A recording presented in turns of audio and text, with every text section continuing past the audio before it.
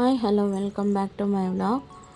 ಇವತ್ತು ನಾನು ಬೆಂಡೆಕಾಯಿ ಚಟ್ನಿ ಮಾಡ್ತಾಯಿದ್ದೀನಿ. ಅದು ರೆಸಿಪಿನ ನಿಮ್ಗೆ ತೋರಿಸ್ತಾ ಇದ್ದೀನಿ ನೋಡಿ. ನಾನು ಬೆಂಡೆಕಾಯಿನ ಚಿಕ್ಕ ಚಿಕ್ಕದಾಗಿ ಹೆಚ್ಕೊಂಡಿದ್ದೀನಿ, ತೊಳೆದು ಒರೆಸ್ಬಿಟ್ಟು ಆಮೇಲೆ ಹೆಚ್ಕೊಂಡಿದ್ದೀನಿ.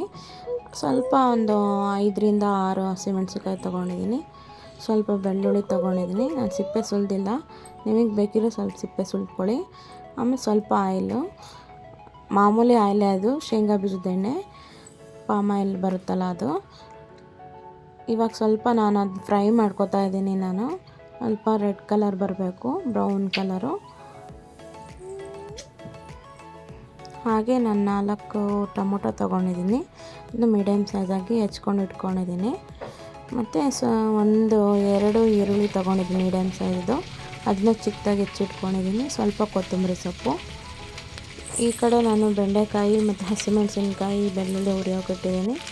ಗೋಲ್ಡನ್ ಬ್ರೌನ್ ಕಲರ್ ಬರಬೇಕು ಇದನ್ನು ಸ್ವಲ್ಪ. ಇದು ಆಗೋ ಅಷ್ಟರಲ್ಲಿ ಈ ಕಡೆ ಒಂದು ಪಾನ್ನಲ್ಲಿ ನಾನು ಸ್ವಲ್ಪ ಆಯಿಲ್ ಹಾಕ್ಕೊಂಡು ಟೊಮೊಟೊನ ಸ್ವಲ್ಪ ಫ್ರೈ ಮಾಡ್ಕೊಳ್ಳೋಣ. ನೋಡಿ, ಸ್ವಲ್ಪ ಆಯಿಲ್ ಹಾಕ್ತಾಯಿದ್ದೀನಿ. ಶೀತ ಅಲ್ವಾ ಇವಾಗ, ಅದು ಆಯಿಲ್ ಬಾಟ್ಲಲ್ಲೆಲ್ಲ ತುಂಬ ಗಟ್ಟಿಯಾಗಿ ಹೋಗ್ಬಿಟ್ಟಿದೆ ಇವಾಗ ವೆದರ್ಗೆ. ನೋಡಿ, ಇವಾಗ ಸ್ವಲ್ಪ ಆಯಿಲ್ ಕಾದಿದೆ. ನೋಡಿ, ಇವಾಗ ನಾನು ಟೊಮೊಟೊ ಹಾಕಿ ಫ್ರೈ ಮಾಡ್ತಾಯಿದ್ದೀನಿ. ಟೊಮೊಟೊನೇ ಸ್ವಲ್ಪ ಗೋಲ್ಡನ್ ಬ್ರೌನ್ ಕಲರ್ ಬರಬೇಕು. ನೋಡಿ, ಈ ಕಡೆ ನಾನು ಬೆಂಡೆಕಾಯಿ ಮತ್ತು ಹಸಿಮೆಣಸಿನ್ಕಾಯಿ ಎಲ್ಲ ಇಟ್ಟಿದ್ನಲ್ಲ, ಅದು ಸ್ವಲ್ಪ ಉಟ್ಕೊಂಡಿದ್ದೆ. ನೋಡಿ, ಅದು ಗೋಲ್ಡನ್ ಬ್ರೌನ್ ಬಂದಮೇಲೆ ಅದು ಲೋಳೆ ಥರ ಇರೋದೆಲ್ಲ ಕಮ್ಮಿ ಆಗುತ್ತೆ. ನೋಡಿ, ಇವಾಗ ಟೊಮೊಟೊನೂ ಸ್ವಲ್ಪ ಗೋಲ್ಡನ್ ಬ್ರೌನ್ ಆಗಿದೆ, ಇದು ಬೆಂಡೆಕಾಯಿನೂ ಆಗಿದೆ. ಇವಾಗ ನಾನು ಟೊಮೊಟೊ ತಗೊಂಬಿಟ್ಟು ಅದಕ್ಕೇ ನಾನು ಈರುಳ್ಳಿ ಹೆಚ್ಚಿಟ್ಟಿದ್ನೆಲ್ಲ ಚಿಕ್ಕಕ್ಕೆ, ಅದನ್ನು ಕೂಡ ಬ್ರೌನ್ ಕಲರ್ ಬರೋವರೆಗೂ ನಾನು ಹುರ್ಕೋತೀನಿ. ಟೊಮೊಟೊನ ನಾನು ಇದಕ್ಕೆ ಹಾಕಿದ್ದೀನಿ, ಬೆಂಡೆಕಾಯಿ ಆಗಿತ್ತಲ್ಲ ಅದಕ್ಕೆ ಹುರಿದಿರೋದಕ್ಕೆ.